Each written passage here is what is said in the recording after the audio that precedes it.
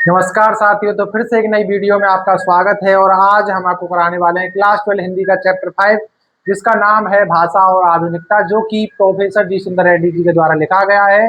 और आज हम आपको इस चैप्टर के सारे इंपोर्टेंट गद्यांश कराने वाले हैं जो कि आपकी परीक्षा में पूछे जाते हैं। ये चैप्टर आपके लिए वेरी वेरी इंपॉर्टेंट है, आपको याद रखना है। राष्ट्र का स्वरूप जो कि वासुदेव शरण अग्रवाल जी के द्वारा लिखा गया है। अशोक के फूल जो कि आचार्य हजारी प्रसाद द्विवेदी जी के द्वारा लिखा गया है। और हम और हमारा आदर्श डॉक्टर एपीजे अब्दुल कलाम जी के द्वारा लिखा गया है। और आपका भाषा और आधुनिकता जो कि प्रोफेसर जी सुंदर रेड्डी जी के द्वारा लिखा गया है। तो ये चार चैप्टर आपके इंपॉर्टेंट है क्योंकि इनमें से आपसे सबसे ज्यादा पूछे जाने वाले क्या है, गद्यांश है। ये आपको याद रखना है। तो आइए अपना वीडियो को स्टार्ट करते हैं और देखते हैं कौन कौन से गद्यांश आपसे पूछे जाते हैं। और आज हम आपको गद्यांश भी कराएंगे, उनके आंसर्स भी कराएंगे, यानी क्वेश्चन आंसर दोनों कराएंगे। तो आइए अपना वीडियो को स्टार्ट करते हैं। तो जो सबसे पहला आपसे गद्यांश पूछा जाता है, नए शब्द, नए मुहावरे एवं नई रीतियों के प्रयोग से युक्त भाषा को व्यवहारिकता प्रदान करना ही भाषा में आधुनिकता लाना है। दूसरे शब्दों में, केवल आधुनिक युगीन विचारधाराओं के अनुरूप नए शब्दों के गढ़ने मात्र से ही भाषा का विकास नहीं होता, वरन नए परिभाषित शब्दों की एवं नूतन शैली प्रणालियों को व्यवहार में लाना ही भाषा को आधुनिकता प्रदान करना होता है। क्योंकि व्यवहारिकता ही भाषा का प्राण तत्व है। नए शब्द और नए प्रयोगों का पाठ्य पुस्तकों से लेकर साहित्यिक पुस्तकों तक एवं शिक्षित व्यक्तियों से लेकर अशिक्षित व्यक्तियों तक के सभी क्रियाकलापों या कार्यकलापों कलापों में प्रयुक्त होना आवश्यक होता है। तो इस गद्यांश में से आपके जो क्वेश्चन पूछे जाते हैं, कौन कौन से पूछे जाते हैं, तो आप जानते हैं कि संदर्भ तो आपको लिखना ही है। तो उपयुक्त गद्यांश का शीर्षक है भाषा और आधुनिकता और इसके जो लेखक हैं वो हैं प्रोफेसर जी सुंदर रेड्डी। फिर आपसे क्वेश्चन पूछा जाता है कि भाषा का प्राण तत्व क्या है, तो व्यवहारिकता ही भाषा का प्राण तत्व है। यानी कि व्यवहारिकता ही क्या है, भाषा का प्राण तत्व है। तो ये क्वेश्चन आपसे सिर्फ 2 नंबर में ही पूछा जाता है, यानी हर क्वेश्चन आपसे 2-2 नंबर का पूछा जाता है। फिर आता है भाषा में आधुनिकता लाने से लेखक का क्या अभिप्राय है। तो भाषा में आधुनिकता लाने से लेखक का अभिप्राय है कि नए शब्द, नए मुहावरे एवं नई रीतियों के प्रयोग से युक्त भाषा व्यवहार में लाना है। तो यही है, यानी कि भाषा में आधुनिकता लाने के लिए लेखक का क्या अभिप्राय होता है। तो भाषा में आधुनिकता लाने के लिए नए शब्द, नए मुहावरे और नए रीतियां लाना आवश्यक होता है। तो ये हर क्वेश्चन आपसे 2-2 नंबर में पूछा जाता है और ये आपको जरूर याद रखना है। किसके द्वारा लिखा गया है, प्रोफेसर जी सुंदर रेड्डी जी के द्वारा। चैप्टर का नाम क्या है, भाषा और आधुनिकता।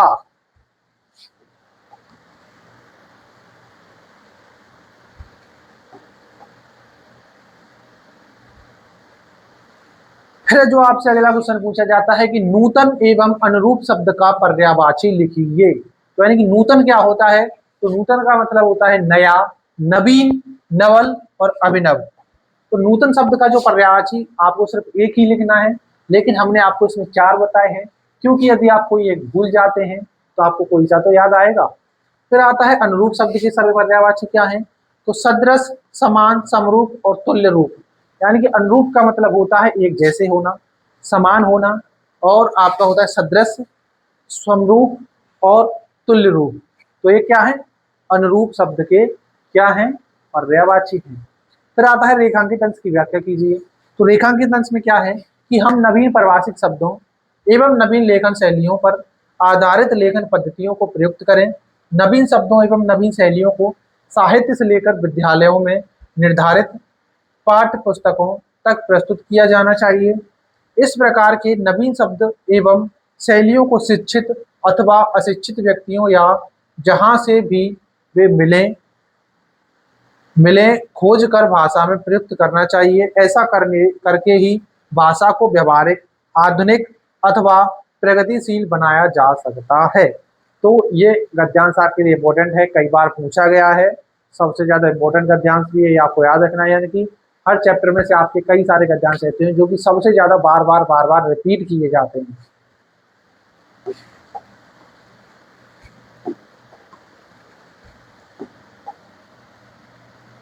फिर जो आपसे अगला गद्यांश पूछा जाता है, भाषा स्वयं संस्कृति का एक अटूट अंग है, यानी कि भाषा जो होता है वो संस्कृति का एक अटूट अंग होता है।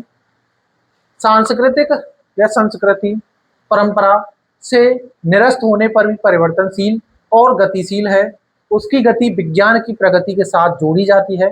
वैज्ञानिक आविष्कारों के प्रभाव के कारण अद्भुत नई संस्कृति या सांस्कृतिक हलचलों को शाब्दिक रूप देने के लिए भाषा के परंपरागत प्रयोग पर्याप्त नहीं है। इसके लिए नए प्रयोगों की नई भाव योजनाओं को व्यक्त करने के लिए नए शब्द की खोज की महती आवश्यक है, यानी कि महत्व आवश्यक है। महती का अर्थ होता है महत्व, आवश्यक होता है, यानी कि आप जानते हैं कि किसी भी संस्कृति या परंपरा के लिए क्या होती है, उसकी एक भाषा होती है। आप जानते हैं जैसे कि भारत में, अब हालांकि भारत में कई सारी भाषाएं बोली जाती हैं, लेकिन भारत की जो इम्पोर्टेंट भाषा है जो कि 18 राज्यों में बोली जाती है, वो कौन सी भाषा है? हिंदी भाषा है। तो ये जो है भारत के 18 राज्यों में बोली जाती है। रूस में रशियन भाषा बोली जाती है, और चीन में चीनी भाषा। आप जानते हैं कि हर देश में अलग अलग भाषाएं बोली जाती हैं, और उन्हीं को क्या की उसकी संस्कृति की पहचान होती है। तो आपसे ये तो बार बार पूछा ही जाता है कि पाठ का शीर्षक और लेखक का नाम। तो पाठ के शीर्षक का नाम है भाषा और आधुनिकता, और लेखक का नाम है प्रोफेसर जी सुंदर रेड्डी। तो इसको पढ़कर आपके 2 नंबर पूरे हो जाते हैं। लिखकर फिर आता है गद्यांश के रेखांकित अंश की व्याख्या कीजिए। तो लेखक के विचार में भाषा संस्कृति का अंग होता है, और वह संस्कृति से पृथक होकर अपना अस्तित्व नहीं बनाए रख सकती, यानी कि जो भाषा होती है वो संस्कृति से अलग होकर अपनी क्या नहीं बना सकती? अस्तित्व नहीं बना सकती। फिर आता है किसी विशिष्ट परंपरा से संस्कृति की उत्पत्ति होने पर भी उसका स्वरूप सदैव यथावत नहीं रहता, वरन युगनानुकूल आवश्यकताओं के अनुसार या अनुरूप उसमें अनेक प्रकार के परिवर्तन होते रहते हैं। साहित्य, कला, अभिनय आदि संस्कृति से संबंधित विभिन्न क्षेत्रों में इस परिवर्तन और गतिशीलता के दर्शन किए जा सकते हैं। इस दृष्टि से भाषा का भी परिवर्तित होते रहना और निरंतर गतिशील बने रहना स्वाभाविक है, यानी कि हमें जो है नए नए शब्द, नए नए मुहावरे, नई नई रीतियां अपनी भाषा में जोड़नी चाहिए और उसका विकास करना चाहिए।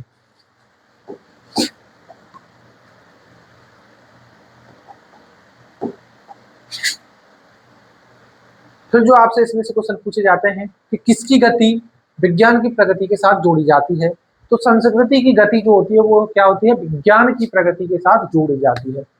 फिर आता है किसके कारण नई सांस्कृतिक हलचलें अद्भुत होती हैं, तो वैज्ञानिक आविष्कारों के प्रभाव से सांस्कृतिक हलचलें तेज होती हैं। फिर आता है नए शब्दों की खोज क्यों आवश्यक है, तो नए प्रयोगों, नए भाव योजना को व्यक्त करने के लिए नए शब्दों की खोज आवश्यक होती है। अब जो आपसे अगला इंपॉर्टेंट गद्यांश पूछा जाता है, वेरी वेरी इंपॉर्टेंट है, बहुत बार पूछा गया है। 2024 बोर्ड एग्जाम में पूछा गया, 2025 में भी पूछा गया, 2023 में भी, 2021 में भी, और 2020 और 2019 में भी, यानी कि हर साल लगातार ये ज्यादातर आपसे पूछा ही जाता है। तो रमणीयता और नित्य नूतना अन्योश्रित, रमणीयता के अभाव में कोई भी चीज मान्य नहीं होती। नित्य नूतना किसी भी सर्जक की मौलिक उपलब्धि की प्रामाणिकता सूचित करती है, और उसकी अनुपस्थिति में कोई भी चीज वस्तुतः जनता व समाज के द्वारा स्वीकार नहीं होती या स्वीकार्य नहीं होती। सड़ी गली मान्यताओं से जकड़ा हुआ जैसे आगे बढ़ नहीं पाता, वैसे ही पुरानी रीतियों और शैलियों की परंपरागत लीक पर चलने वाली भाषा भी जन चेतना को गति देने में प्राय असमर्थ ही रह जाती है। भाषा समूची युग चेतना की अभिव्यक्ति का एक सशक्त माध्यम होता है। तो आप जानते हैं कि गद्यांश में आपको पाठ और शीर्षक है, शीर्षक और उसके लेखक का नाम। तो आप जानते हैं कि लेखक का नाम प्रोफेसर जी सुंदर रेड्डी और पाठ का नाम है भाषा और आधुनिकता। फिर इसमें से जो आपसे इंपॉर्टेंट क्वेश्चन पूछे जाते हैं वो कौन कौन से होते हैं कि रमणीयता और नित्य नूतना किस प्रकार अन्योन्याश्रित है। तो रमणीयता और नित्य नूतना एक दूसरे से अन्योन्याश्रित है। क्योंकि दोनों एक दूसरे पर गहरा प्रभाव पड़ता है दोनों का। फिर आता है परंपरागत और अभिव्यक्ति शब्दों का अर्थ बताइए। तो परंपरागत शब्द का अर्थ होता है परंपरा से चला आ रहा, और अभिव्यक्ति का अर्थ होता है विचार प्रभाव प्रकट करना, विचार भाव प्रकट करना। फिर आता है किसके अभाव में कोई चीज मान्य नहीं होती है। तो रमणीयता के अभाव में कोई चीज मान्य नहीं होती है। फिर आपसे पूछा जाता है रेखांकित अंश की व्याख्या कीजिए। तो लेखक का कहना है कि भाषा की नवीनता ही उसकी सुंदरता और रमणीयता की द्योतक है। जो वस्तु रमणीय होगी उसमें रमाधरणीयता भी रहेगी।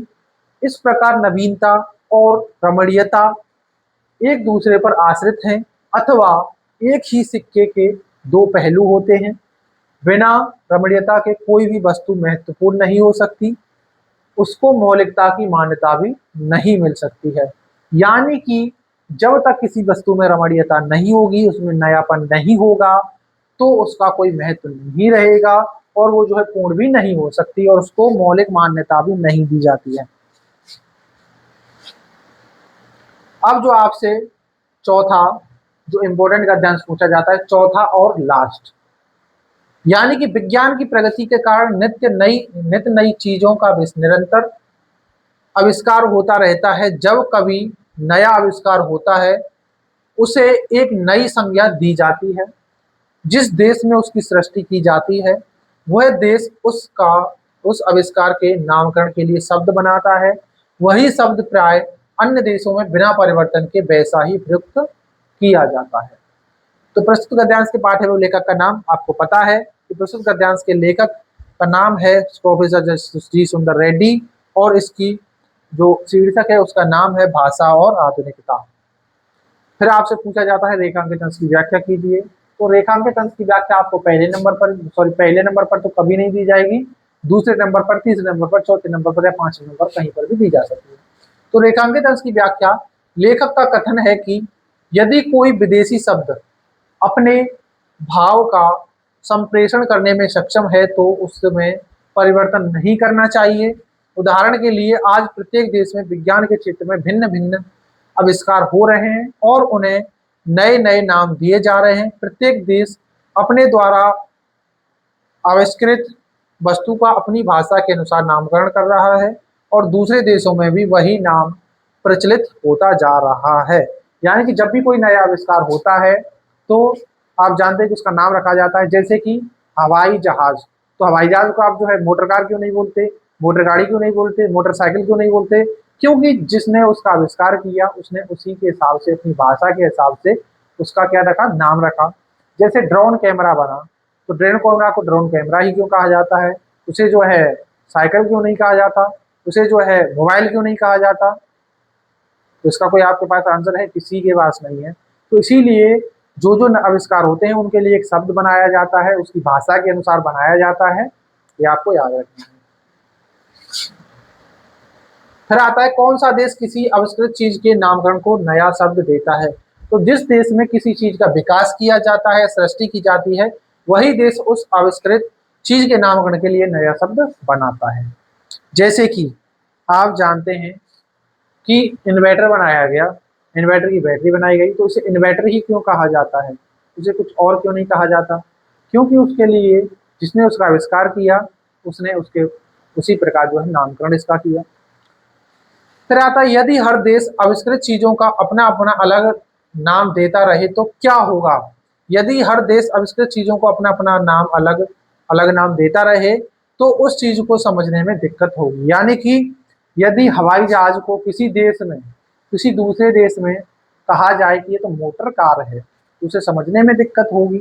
कोई कहे नहीं ये तो ब्लैक बोर्ड है, कोई कहे नहीं ये तो शीशा है, कोई कहे नहीं ये तो इन्वर्टर है, कोई कहे नहीं ये तो किताब है। तो इससे क्या होगा? उसे समझने में आसानी नहीं होगी। इसीलिए हर जो आविष्कार किया जाता है उसके लिए सिर्फ एक ही शब्द बनाया जाता है। ये आपको याद रखना है, प्रत्येक देश उसी शब्द को अपनाता है।